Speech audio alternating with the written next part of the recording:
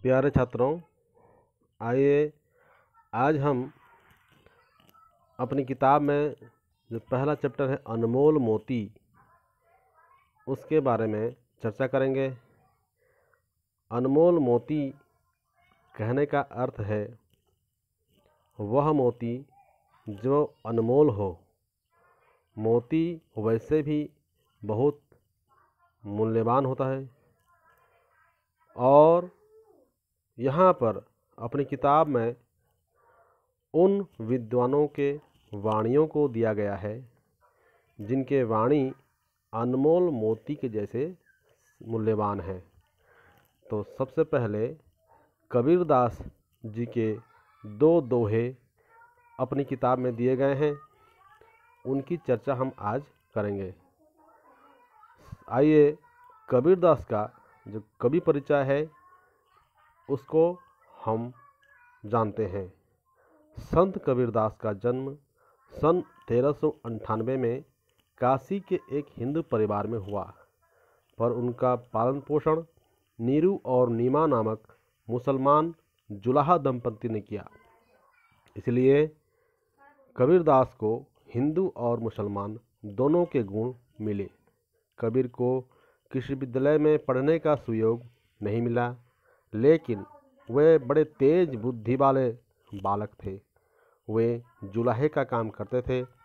दुनिया को देखकर उन्होंने बहुत कुछ सीख लिया। समाज में व्याप्त बुराई को देख उन्हें बहुत दुख हुआ। लोगों को अच्छी बातें सिखाने के लिए वे कमर कसकर खड़े हो गए। जाति भेद, धार्मिक अंधविश्वास और बाहरी क्रियाकलाप जिसमें आंतरिक भाव नहीं था, कबीर को पसंद न आया। उन्होंने लोगों को काम करने, दूसरों के साथ अच्छा बर्ताव करने, बुद्धि और विचार से काम लेने का आग्रह किया। उस समय के हिंदू और मुसलमान दोनों संप्रदायों में फैले हुए धार्मिक अंधविश्वासों, सामाजिक रूढ़ियों, बुरे तथा अमानवीय रीति रिवाजों एवं कुसंस्कारों को मिटाने को कबीर डटकर खड़े हुए। उन्होंने जाति धर्म से परे जीवन के मानवतावादी दृष्टिकोण को अपनाया, जिसे गृहस्थ और सन्यासी, हिंदू और मुसलमान, शैव और वैष्णव, शाक्त और योगी एवं सिद्ध आदि स्वीकार कर सकें। कबीर ने तप, तीर्थ, व्रत, संध्या, नमाज आदि के बदले नैतिकता, सदाचार, ज्ञान और भगवत प्रेम पर जोर दिया। साखी शब्द साक्षी का अपभ्रंश रूप है। यह शब्द ज्ञान और अनुभूति का प्रतीक है। यह वह ज्ञान या अनुभूति है जिसे स्वयं कवि ने अपने अंतःकरण से साक्षात्कार किया। कबीरदास की साखियाँ इसी ज्ञान और अनुभूति की साक्षी हैं, अर्थात साक्षात्कार करने और कराने वाली हैं। कबीर की भाषा सदुक कड़ी है।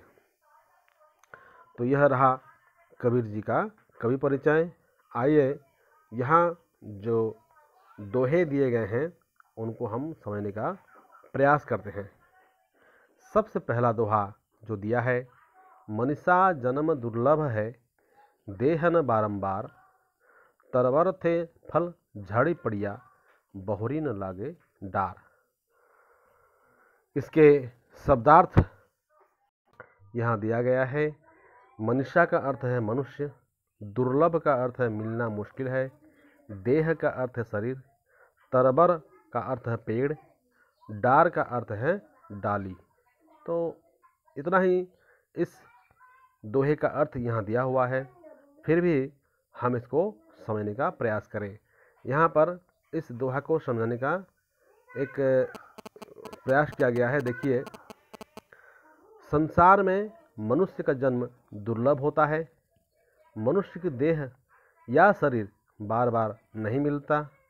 वृक्ष से फल एक बार झड़ जाने के बाद यह पुनः उस पेड़ की डाली पर नहीं लग सकता।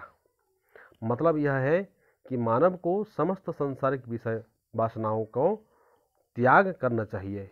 इस क्षणभंगुर शरीर के रहते साधना के जरिए ईश्वर की उपासना करनी चाहिए, तभी दुर्लभ मानव जीवन का सदुपयोग हो सकता है। इसी को यहाँ दोहे के रूप में कबीर ने प्रस्तुत किया है। मनीषा जन्म दुर्लभ है, अर्थात मनुष्य जन्म बहुत दुर्लभ है, बहुत मुश्किल से मिलती है। देह न बारंबार, यह शरीर हमें बार बार नहीं मिलता। और इसी बात को समझाने के लिए उन्होंने हमारे सामने एक उदाहरण प्रस्तुत किया है। जैसे तरबर थे फल झाड़ी पड़िया, बहुरी न लगे डार। अगर तरोवर मतलब पेड़ से फल झड़ जाने पर बहुरी मतलब फिर से वह उसी डाल पर कभी नहीं लगता। तो इसका अर्थ यह हो गया कि हमें कबीर जी यह कहना चाहते हैं कि यह जो शरीर हमें प्राप्त हुआ है वह शरीर बहुत ही दुर्लभ है। इस शरीर का सदुपयोग करना चाहिए। इस शरीर को पा करके इस मनुष्य जन्म का हमें सदुपयोग करना चाहिए, क्योंकि यह अगर एक बार हमने गंवा बैठा या यह एक बार अगर ख़त्म हो गया तो बार बार हमें यह मौका नहीं मिलने वाला। आगे जो दूसरा दोहा है, सोना सज्जन साधुजन, टूटी जुरे 100 बार, दुर्जन कुंभ कुम्हार के एके धका दरार। आइए इसका जो शब्दार्थ है, जुरे का अर्थ है जुड़ जाते हैं, दरार का अर्थ है फटना या मिटना, धक्का का अर्थ है धक्का या झोंका।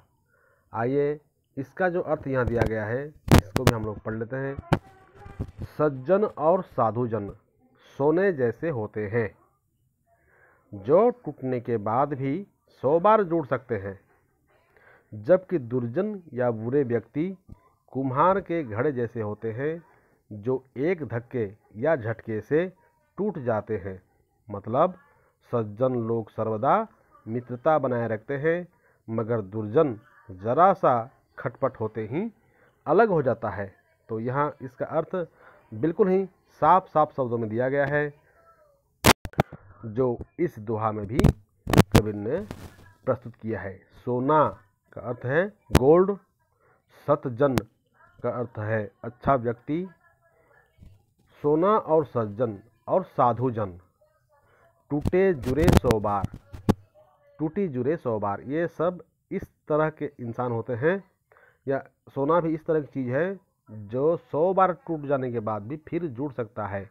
अर्थात जो सतजन होते हैं, जो अच्छे लोग होते हैं, वे लोग बहुत जल्दी मित्रता स्थापित कर लेते हैं, मित्र बन जाते हैं, और वे मित्र बन करके हमारे साथ चलते हैं। जबकि दुर्जन व्यक्ति, दुर्जन कहने से बुरे व्यक्ति या एक टाइप के विलेन, तो दुर्जन कुंभ कुमार के, दुर्जन व्यक्ति कुम्हार के कुंभ जैसे होते हैं। कुंभ का अर्थ है मटका या घड़ा। तो घड़े को या मटके को जिस तरह से हम एक धक्का देने से वह टूट जाता है और उसका जो दरार है वह फिर से नहीं जुड़ सकता, इसी तरह जो लोग दुर्जन होते हैं वे भी कुम्हार के कुंभ जैसे होते हैं, मटके जैसे होते हैं। अगर एक बार खटपट हो जाए या एक बार गुस्से से कुछ बात निकल जाए तो वे लोग दोस्ती तोड़ बैठते हैं और फिर उनकी दोस्ती और कभी नहीं जुड़ती। यही कबीर कहना चाहते हैं। कबीर ने अपने दोहों में हम समाज के व्यक्तियों को बहुत कुछ उपदेश दिए हैं, और यहाँ पर भी जो दो दोहे हैं, यह भी उपदेशात्मक दोहे हैं। इनको आप लोग बार बार पढ़िए और इसको समझने का प्रयास कीजिए, और मुझे आशा है इस पाठ से आने वाले प्रश्नों का उत्तर आप लोग दे पाएंगे। धन्यवाद।